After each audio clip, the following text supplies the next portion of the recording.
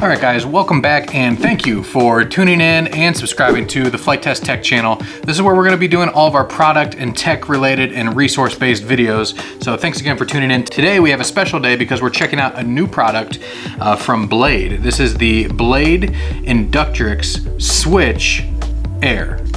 Ready to fly. This one particularly is ready to fly. It comes with this little transmitter here, which is pretty cool. Quite honestly, a lot of the hobbyists out there are probably like, meh, you know, they've seen a lot of products like this before. And as have I. They basically took a quadcopter, a traditional Inductrix, and they kind of changed the frame a little bit so these back motors go up, and they added this wing thing to kind of hopefully provide a new experience. I'll be honest, when I first heard about that and I saw that, I was a little bit skeptical. Thought it might be just a little bit of a gimmick, but my attitude actually kind of changed once we got the box here. I opened it up and I started using it not only with the wing on, but also with the wing off. And we're gonna get into that a little bit later. Right off the bat, the Inductrix Switch Air Bind and Fly comes in at 49 bucks, which is pretty cool. The ready to fly model, which comes with a transmitter, battery charger, everything you need to get going in the air is $10 more, so $59.99. It is just running off a little tiny 1-cell battery, 150 milliamp. It comes with a little charger that you plug into your USB port. So again, everything right out of the box is going to come with everything you need to get in the air and have success. I think anything around that $50 price point that comes as a complete package has a ton of value, not only for hobbyists, but even more specifically for people who are considering taking the plunge into the hobby. Personally, that's how I started many years ago with a little fixed pitch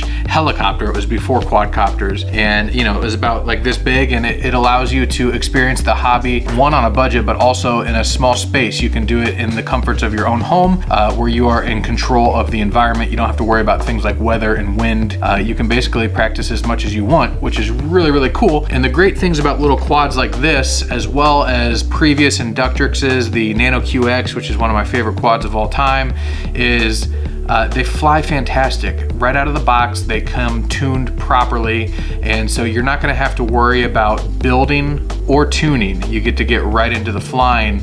And even though this thing is itty bitty and tiny, it still flies just like its bigger siblings, and the muscle memory that you build from flying these quads is going to translate as you move on to, say, a race quad, or even if you go like a DJI, more like an aerial photography platform. So that's kind of the reason why I wanted to take the time to shed a little bit of light on these things today. Now let's talk about the wing that it comes with. So it actually has two different flight modes, and you activate the different flight modes by either pushing both sticks up and out or down and out.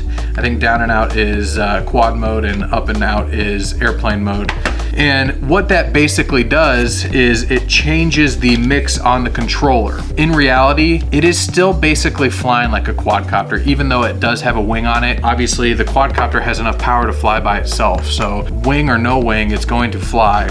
What it does on the controller in terms of mixing is it completely takes out your rudder channel. So traditionally on a controller, you have throttle and rudder on the left stick, and you have pitch and roll on the right stick. And when you switch it into airplane mode, it switches basically everything onto the right stick other than throttle. So you're just going to be doing throttle on the left stick, and then you can basically push the plane around, or quad, whatever you want to call it, push the switch around with the right stick. And it's almost kind of like driving an RC car or a boat or something, but on the left stick you have control of your altitude a little bit. I don't think that it is flying completely off the wing really at all.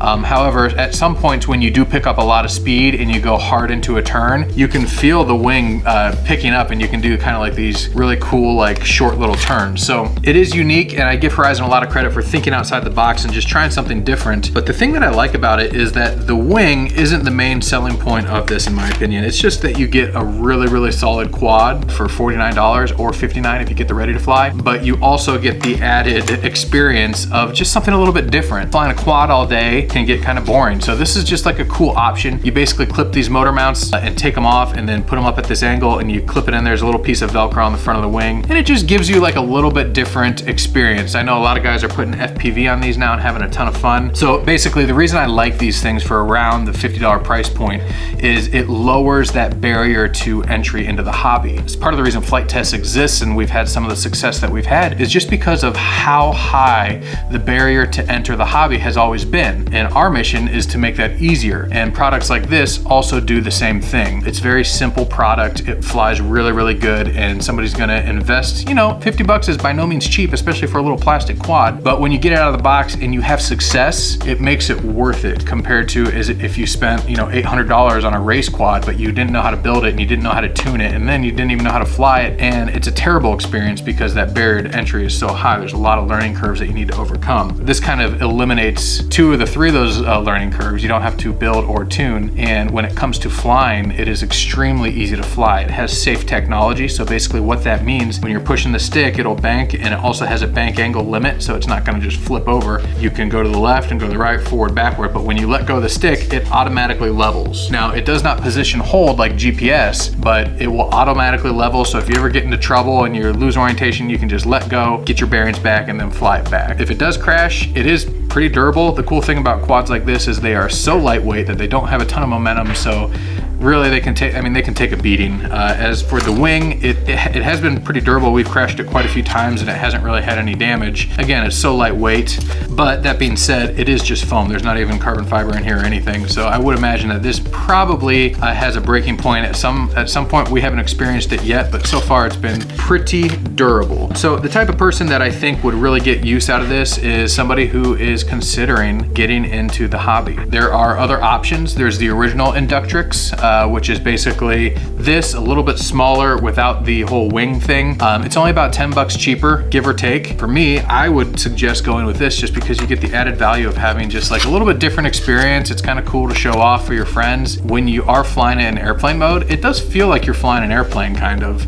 It definitely looks like it, and the controls feel kind of airplane-ish. It's definitely a unique experience to say the least. So there's also the original Inductrix Switch, not the Switch Air, but the Switch with like a hovercraft, just kind of another unique twist. It's basically a drone that you can also convert into a little hovercraft. I think people who are considering making the plunge into the hobby could have a lot of value in this little quad. If you want to learn more about the Inductrix Air Switch, you can check the links below. I'll put links to not only the new Switch, but also all of the other quadcopters that we've used in the past, especially the ones that are still available. So if you're out there and you're on the fence about getting into the hobby, you want to learn how to fly, this is definitely the way that I would recommend going about it. Start small, learn the basics, learn that muscle memory, and then from there you can transition to race quads or DJI quads or anywhere you want to go from there. Start small. That's my #1 tip. Anyways, guys, I want to thank you guys for watching. Thank you for tuning in to our new tech channel. If you notice, this isn't our normal flight test channel. This is our tech channel. This is where we're going to be doing all of our product videos,